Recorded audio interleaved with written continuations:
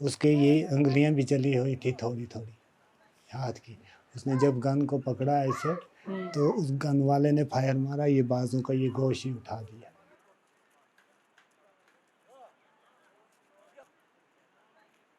दूसरे ने गोली यहाँ पे लगाई थी, फिर 2 इस चेस्ट में लगाई थी, 4 गोलियां लगी थी आगे।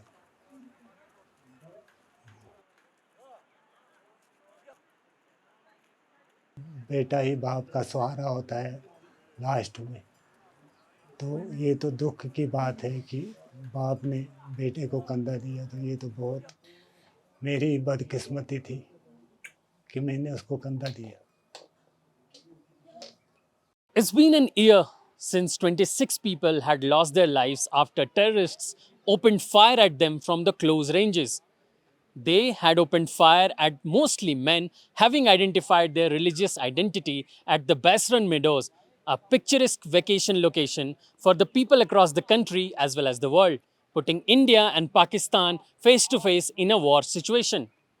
We at the print are tracking the families and what are they up to in the last 1 year across the country. We at the print have reached Hapatnar village in Anantnag, where the family of the lone victim from Jammu and Kashmir, Syed Adil Shah, who lost his life after terrorists opened fire at him when he fought with them to save some tourists. Their grief and loneliness are there all over in the village. A shiny one-story building has come up adjacent to a decades-old hut with roof of rusted iron seats in Anantnag's Haptnar village.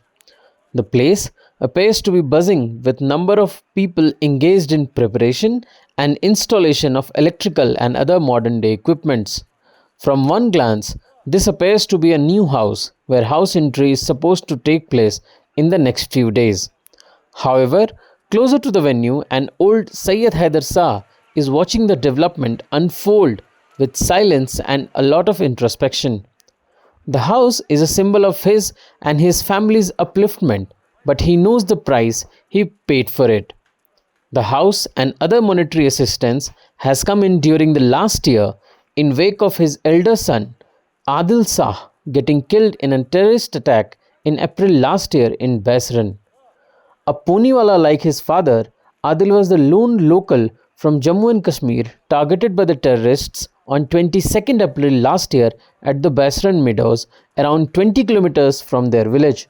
That day, 25 men had suffered headshots from close range from at least 3 terrorists who went on a rampage after identifying their religious identities.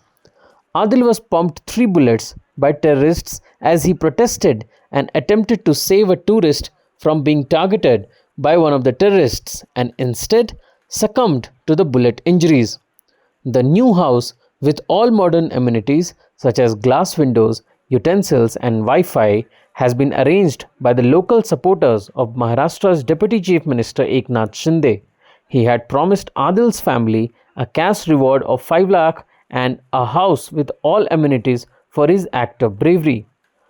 Haider Shah finds all of his immaterial to the irreplaceable loss he faced in the terrorist attack.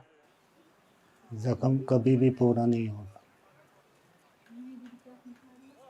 घर तो मिल गया, सब कुछ मिल गया, लेकिन बच्चा खो गया तो सब कुछ खो गया। Shah has a complete memory of the fateful day of 22nd April last year when Adil, his eldest son, had left home early in the morning.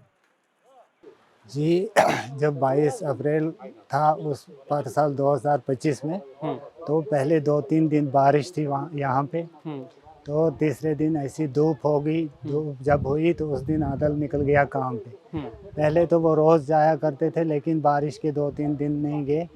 और जब तीसरे दिन वो काम पे निकले तो घर से निकले और 2 ट्राउज़र लगाए और कहने लगा कि आज मैं 2 लगा के जाऊंगा, एक वहाँ पे निकाल के रखूंगा, क्योंकि वहाँ पे कीचड़ से कपड़े भरे होते थे और जूते भी भरे होते थे।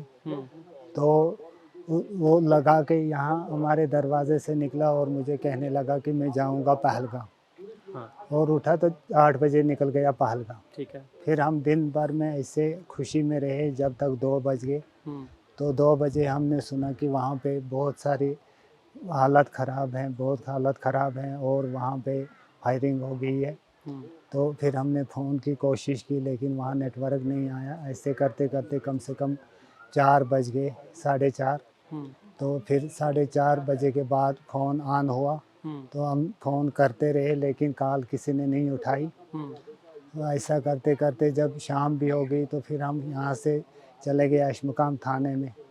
तो फिर वहाँ हमने रिपोर्ट रखी और पहलगाम जाने की कोशिश की, लेकिन वहाँ उन्होंने नहीं जाने दिया कि वहाँ बहुत हालात ख़राब हैं, आप रहने दो, वो जहाँ भी होगा आ जाएगा, लेकिन आप खुद अपनी जान बचाओ।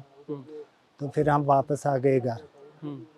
जब हम वापस घर आए तो फिर नौशाद ने फ़ोन पे उधर इधर कोशिश की, जिससे पता चला कि हाँ उसकी डेड बॉडी पहलगाम हॉस्पिटल में है।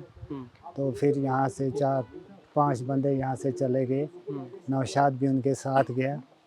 तो फिर इन्होंने जाके वहाँ पहलगाम हॉस्पिटल जब ये पहुँचे तो वहाँ एम्बुलेंसें लगी थी, तो उन्होंने उन डेड बॉडियों को श्रीनगर में रेफ़र कर दिया और फिर रात को वहीं रखा। रात को उनको पोस्टमार्टम किया और सुबह हमीद शाह और भी बहुत सारे अफसर आए थे जिन्होंने उनको सलामी दी और कम से कम 1 बजे उसकी लाश को यहाँ पे His brother Nausad had already left for Pahalgam, where he drives local taxi for tourists. He recalls how he found his brother's name on the list of dead and injured that appeared from the Pahalgam hospital.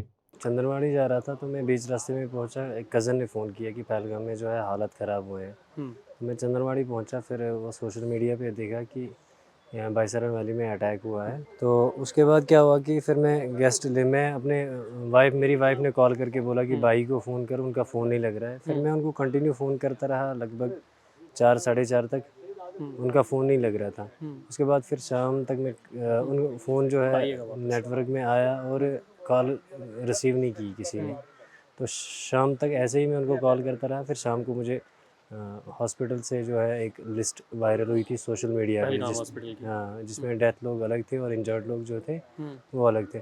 फिर मुझे पता चला कि नहीं, उस list में आपने देखा। जी जी। Nausad still misses his elder brother, but he is proud of his brother and his bravery that he showed in face of such gruesome terrorist attack.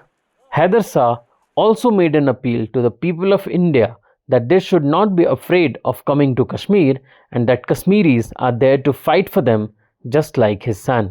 हमारे घर में भी पर साल पूरे साल में लोग आते जाते रहे। तो वो वाक़ा जो पहलगाम बाईसरन में हुआ तो वो तो एक बार हो गया।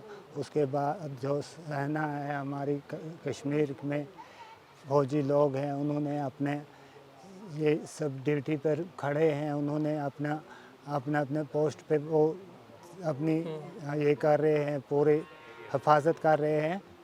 तो तब से कोई ख़तरा नहीं है। तो लेकिन हमारे घर में आते हैं, आते जाते रहते हैं। पहलगाम में भी कुछ लोग आते हैं, लेकिन कुछ लोग ऐसे डरे हुए रहते हैं जो आते ही नहीं हैं। तो लेकिन उन लोगों को चाहिए कि कश्मीर में आएँ, कश्मीर में आके कश्मीर का मज़ा उठाएं। एक आदिल चला गया, अगर एक आदिल गया तो हज़ारों आदिल और भी यहाँ पे ज़िंदा हैं। आप आए, हम उनके लिए पूरी जान देने के लिए तैयार हैं। ये एक आखिरी बात मैं पूछना चाहूँगा, 2 पोनी वाले जो वहाँ पे थे जिन्होंने मतलब ये दहशतगर्दों को रखा था, पनाह दी थी, उनको पकड़ा भी पुलिस ने, फिर NIA ने भी पकड़ा, और एक तरफ आदिल हैं जिन्होंने अपनी जान गंवा दी दहशतगर्दों से लोगों को बचाने के लिए। आपको लगता है कि ये आदिल की जो कुर्बानी है ये हावी है, मतलब या फिर जो बाहर के लोग समझते हैं कश्मीरी को, कश्मीर के जो आवाम है उसको लगता है आदिल की कुर्बानी मतलब व्यर्थ नहीं गई है उस सेंस में?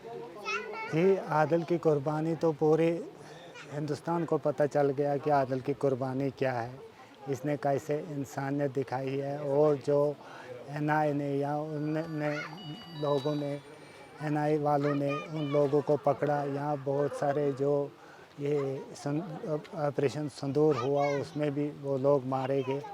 तो इसमें तो गवर्नमेंट भी बहुत मदद कर रही है कि इन लोगों की जड़ ही ख़त्म हो। तो हम भी तो इसमें खुश हैं कि हमारा देश सुरक्षा रहे, हमारे देश में आना जाना रहे, क्योंकि हमारे देश में सब ये टूरिस्ट के साथ ही चलता है।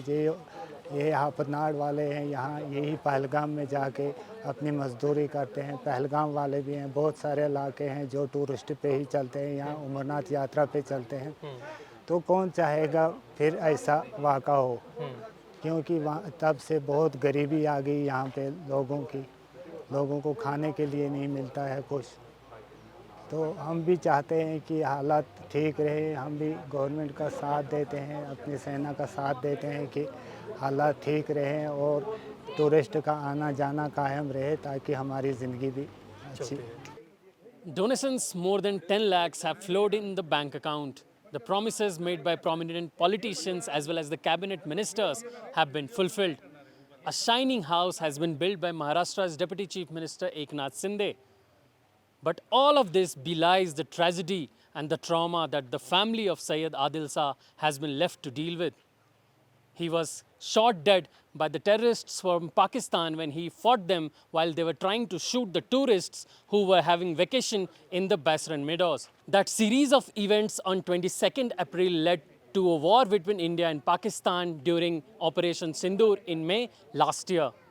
But the families have had to live with the grief, and they are saying that all the donations and the promises delivered by the government as well as the politicians mean nothing in place of the lives of their loved one. With video journalist Muhammad Hamad, I am Mayank for the Print in Anantnag.